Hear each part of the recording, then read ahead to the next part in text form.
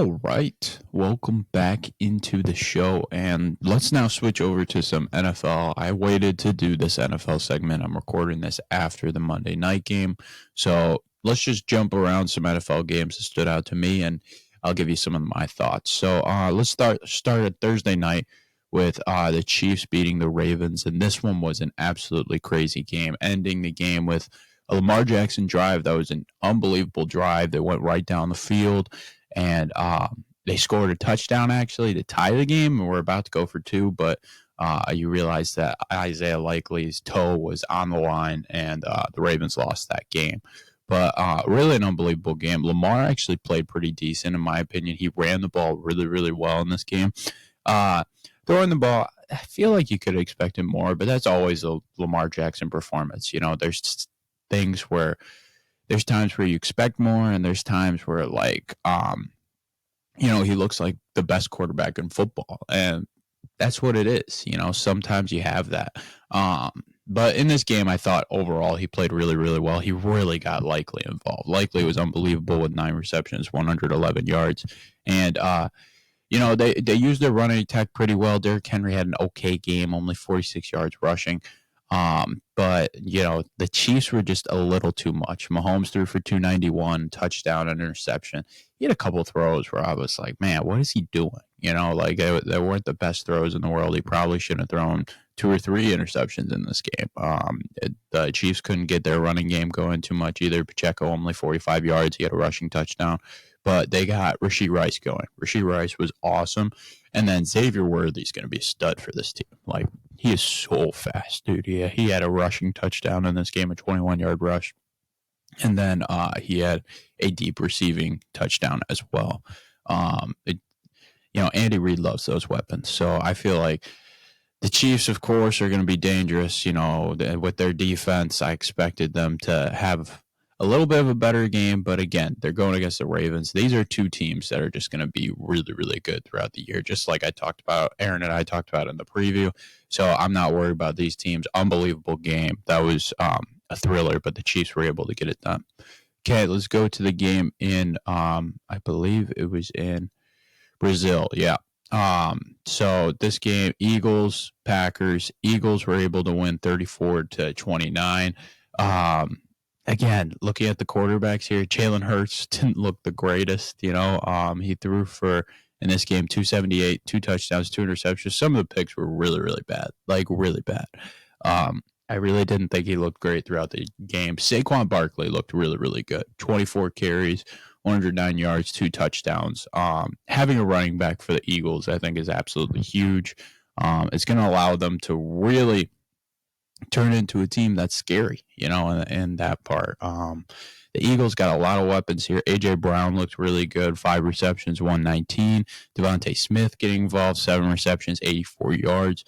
They've always had a lot of weapons. The question is going to be, can Hurts continue to keep things going and be one of those top-tier quarterbacks? And can that O-line continue to be dominant? They had moments of dominance here, but, again, it wasn't the greatest game watching it for the Eagles. So, I was impressed, but not really. With Green Bay, this is tough because you lose Jordan Love. Jordan Love injured his knee near the end of the game, and he's going to be out for 4 to 5 weeks. So it's going to be about, okay, can Green Bay win 2 games without him, and maybe try to squeeze that wild card, because a lot of people were really high on them, having them near the top of the NFC. So this loss of Jordan Love for a while is going to be killer for the Packers. So we'll see if they'll be able to recover and get back at it, because they got a really talented team.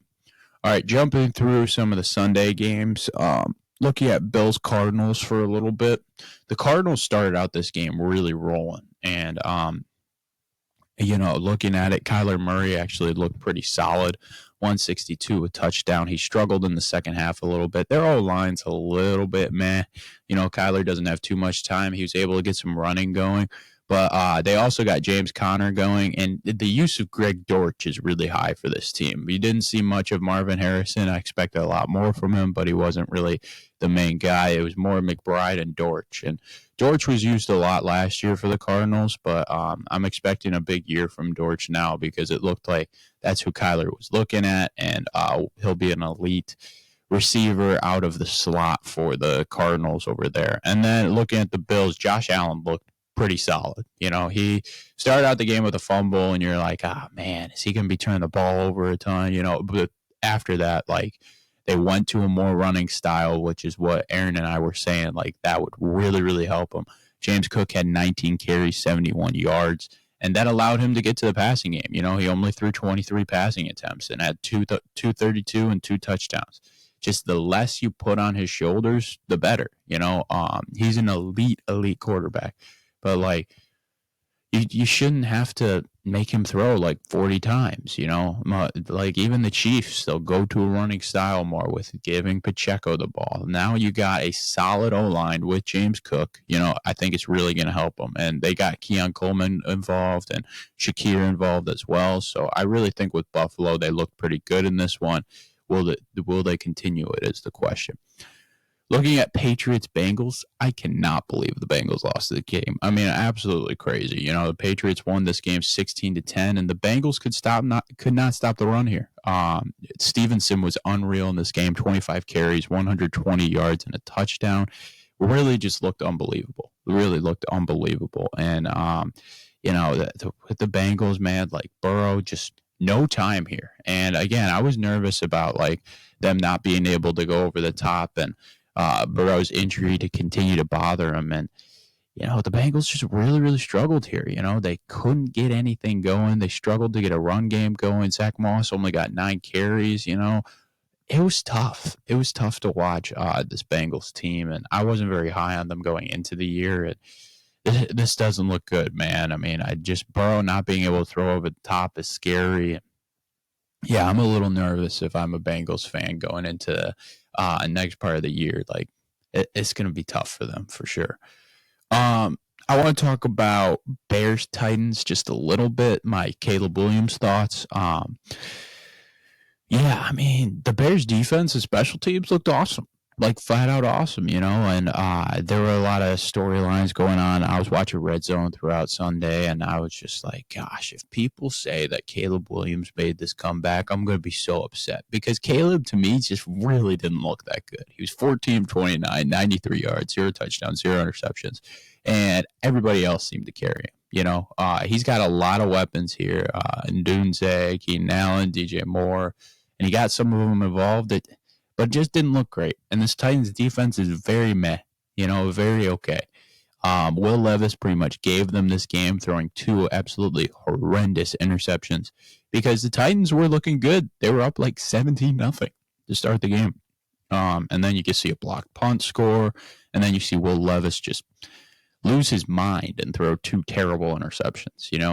This doesn't make me higher on the Bears at all. Like, this wasn't a great win. If you're looking at it from a Bears perspective. So, overall, like, if you're the Bears, you had to win that game because Titans literally handed it to you. So, if I'm a Bears fan, like, I'm still relatively nervous. Like, Caleb didn't look good against a not great Titans team. So I'm expecting a lot more improvement going into the next game because, like, yes, you had to have that one. So there's big expectations as we continue into this season. My only thoughts on Saints Panthers would be Bryce Young. I'm really, really sorry because this team is awful. He didn't look good at all, and I've never seen just worse weapons for a player. Like, and it's sad because I'm a big Bryce Young guy, but he's just got no confidence anymore, and I feel like my confidence in him has to just go away because, like, there's nothing else because the Panthers are just so bad, like so bad. The Saints should not be able to dominate a team 47-10, and they were able to do that to the Panthers. So I'm sorry, Bryce Young. Like, this is a terrible situation, but you also got to play better too. So it's really tough there. Looking at Steelers Falcons here.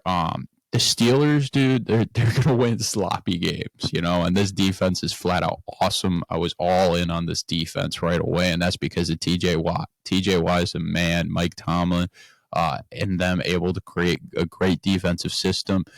While they weren't able to finish drives, they're able to win with Fields going at it. And there's so many different looks they can use with Fields. And that's why I'm excited for Russell Wilson, because Russell Wilson, like, if they're able to get him to be able to throw the ball quicker, I feel like they're going to be able to create some bigger plays. So, with this Steelers team, a big win here against the Falcons, and they actually looked solid defensively. Kirk Cousins really struggled in this game. The Steelers were in his head, and it might have put a glamour on some Falcons O-line issues. I mean, we'll see. Again, the Steelers have some of the best pass rush in the NFL, so we'll see at that point. But big win for the Steelers here, 18-10. Dolphins, Jaguars. I don't know what happened to the Jaguars here. They were up like 17-0. I mean, in control of this game. Trevor Lawrence and their run game looking solid. ETN with a solid game. Tank Bigsby was really, really going off, helping them go. And they just kind of fell apart. They stopped scoring. Lawrence was going to his guy, Brian Thomas, who everybody in the offseason was super high on, him being the number one option. And, it just kind of fell through. The Dolphins started moving the ball. They had that 75-yard touchdown to Tyreek Hill. Tua had 338 and a touchdown. He actually looked pretty good in that second half, especially. And the Dolphins started getting their run game going. A-Chain with some okay plays, and they really got that receiving going more. A-Chain had 7 receptions, 76 yards. Waddle, 5 receptions, 109. And Tyreek, 7 receptions, 130. They were just getting those big pass plays that, from the Dolphins. And they were able to sneak out of there with that win. I'm still pretty high on the Jaguars. They have a lot of pieces, and their defense is a lot better than I expected. Like Travion Walker is that guy. Josh Allen is that guy. They got some defensive pieces, especially on that D-line. So I'm really looking forward to seeing the Jaguars as they continue. I feel like they got to continue to get Brian Thomas involved. I think he's the real deal. And if they can continue to get that run game going, like Tank Bigsby and Travis Etienne are both elite running backs. So I feel like getting those two involved too will be huge in order for them to have some success. Texans, Colts, another outstanding game for CJ Stroud. He was 9 for 9 on plays on 3rd and 4th down. He was sensational.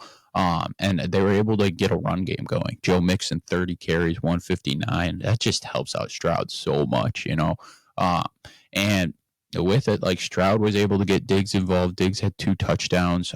Tank Dell was involved. Nico Collins was involved. Like, there's just so many weapons for Stroud to use and a run game going. Like, this Texans team is really, really good. And the Colts impressed me here. I've never been the biggest Anthony Richardson guy, but some of those throws were ridiculous. Absolutely ridiculous. Richardson, 9-19, 212. 2 touchdowns, an interception. I think he's going to have a very solid year. 56 yards rushing, a rushing touchdown. He's got the tools, man. That might be a quarterback that I was wrong on. He was really able to get Alec Pierce involved, especially down the field. Got Michael Pittman involved as well. He's got flashes, man. Like, if he can put it all together, he will be absolutely scary. I don't think he's got it all together yet. I think he's a very solid quarterback in this league right now, almost above average. That was against a pretty good Texans defense as well. So I'm looking forward to seeing him continue to develop and continue to see his athleticism, grow, and him to understand the game even more. But overall, man, like, this Texans Colts game was awesome. It was flat out awesome. I think the Texans will clearly be the 1 seed in that AFC South. But looking at it, the Colts could be a contender, man. I think the Colts will be right up there with the Jaguars and fighting for that second slot in there and trying to get a wild card out of there. Okay, let's move into the 4 o'clock games. Chargers, Raiders here. I have thoughts on this one. Some of the other ones I don't. I'll go Cowboys, Browns as well. But Chargers, Raiders here. In this one, Harbaugh's debut, and Herbert actually looked pretty decent in this one. The Chargers were able to move the ball, create some things. And again, this is a different style than what you're used to. It's a similar thing that we're talking about with Josh Allen, where it's running style. Herbert only threw the ball 26 times, but guess what? J.K. Dobbins, 10 carries, 135, a touchdown with a great O-line. Gus Edwards, 11 carries, 26 yards. Okay, but it's a running style that allows Herbert to get some passing going. Only 144, a touchdown. But, he was able to use Ladd McConkey. Ladd McConkey had that touchdown. He was able to use Quentin Johnston. It really helps you in the passing game, and it helps you create wins. This Raiders team kind of struggled in this one. They got Davante Adams involved early, and then he kind of fell through later. Gardner Minshew was okay in this game, but if you use teams like this, I really feel like it leads to wins. And Jim Harbaugh is coming in here ready to give the Chargers some wins. That's why I'm higher on the Chargers this year. Going into week 2, I really think it's going to be good for them. It's going to be a good thing for them, and I'm looking forward to seeing what they bring into week 2. I mean, they play the Panthers next week. You'd expect domination going into it, but it's a we'll see again for the Chargers. But overall, I liked what I saw there. If Herbert can continue to get stuff down the field, it'd be absolutely huge. Okay. Cowboys, Browns here. Cowboys, absolutely dominant performance. Absolutely dominant. I was very high on the Cowboys going into the year. And, dude, they got pieces. They got pieces that will be flat out scary. Dak Prescott, 179, a touchdown. They got some running game going. Zeke had 10 carries, 40 yards. And CeeDee Lamb, dude, he's really, really good. He had 5 receptions, 61 yards, and he had a couple plays that were just ridiculously athletic. But the main storyline in this game was the defense. Micah Parsons was all over the place. Deshaun Watson looked really, really bad. It didn't look good at all. 24 for 45, 169, a touchdown and a pick. It was really rough. Jerome Ford got going late, but wasn't anything throughout the game. And Njoku got hurt. Jerry Jeudy got hurt. Dude, it was tough for the Browns. It was really tough for the Browns. I could see them turning it on late, Browns-wise, but right now, not a good start to the season. Deshaun Watson really, really struggling. And it's funny. I saw a meme where people are saying oh, Baker Mayfield right when he leaves the Browns looks like an amazing quarterback. And of course, Deshaun Watson right when he gets to the Browns looks like a terrible quarterback. And that's just been the Browns' luck with quarterbacks. They can't find it. They spent so much on Deshaun Watson, and he really hasn't answered the bell. So it's been very tough there, and we'll see if we can continue there. There were more 4 o'clock games, but I didn't watch the 4 o'clocks too in-depthly. I watched this Lions game pretty in-depthly, so let's get right to Lions-Rams here. This was an awesome game. The Lions environment was flat out crazy. The Lions were able to win this one 26-20 in overtime. Jared Goff looked solid. He had a very good first half. The second half, he kind of struggled. The Lions weren't moving the ball. It wasn't looking great. But then, right when you needed them, the Lions down 3. They went all the way down the field, got that field goal, looked really, really impressive doing it. They're using a physical approach, using Montgomery, using Gibbs. Montgomery had 17 carries, 91 yards, and a touchdown. Gibbs had 11 carries, 40 yards, and a touchdown, and Jameson Williams was that guy throughout this game. To start the second half, Goff hit him for a deep ball. I think it was a 50-yard touchdown to Jameson Williams.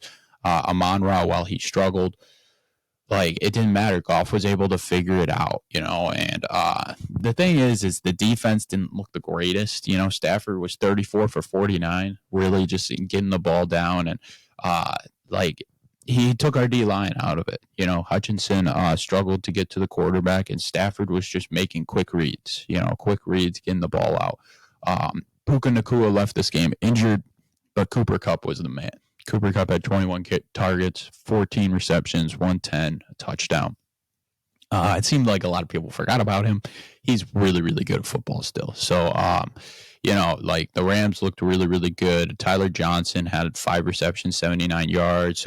Colby Parkinson, who's subbing right now for Tyler Higbee, who tore his ACL in the Lions game last year, he had 4 receptions, 47 yards. It's just Stafford was really dealing in this game. And, the Lions were able to make some stops here. Kupp had a touchdown late, made it 20-17, but the Lions then went down, got that field goal, and then the Lions got the ball first and controlled possession and dominated with a physical drive that was capped off by a Montgomery touchdown. these two teams are going to be good. A lot of people were concerned about the Rams just because of the defensively they might not be there, but Sean McVay always figures it out defensively as well. I mean, he's a very good defensive and offensive coach. He's one of the best coaches in football, in my opinion. Like he just makes teams better even when it doesn't seem like talent-wise they're there. And to me, I feel like the Rams are up there. They're going to be pretty good, looking really good in this game, and the Lions were able to sneak it out and get it done. So big win for the Lions there. I'm still pretty high on the Lions. They're going to be able to figure it out. Their defense only going to get better. I was still super impressed with their first drive with a unbelievable physical defensive approach. Alex Anzalone was unbelievable on that first drive physically, like had 3 tackles that were just insane.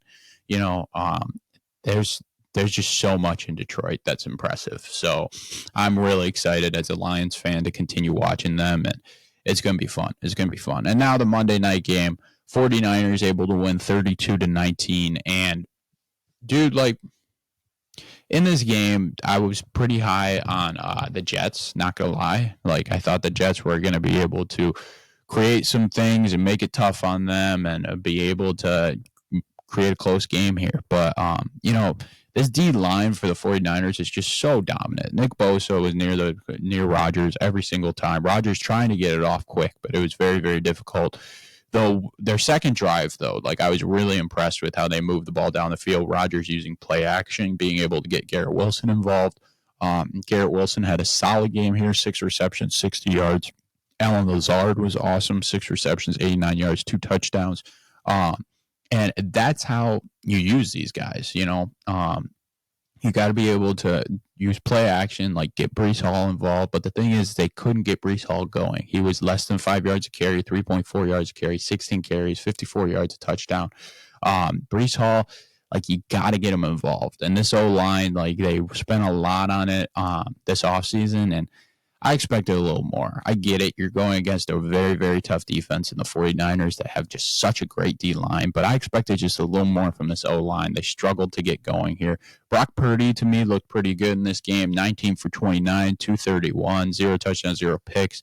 But the main story was Jordan Mason, who was stepping in for McCaffrey, who was injured.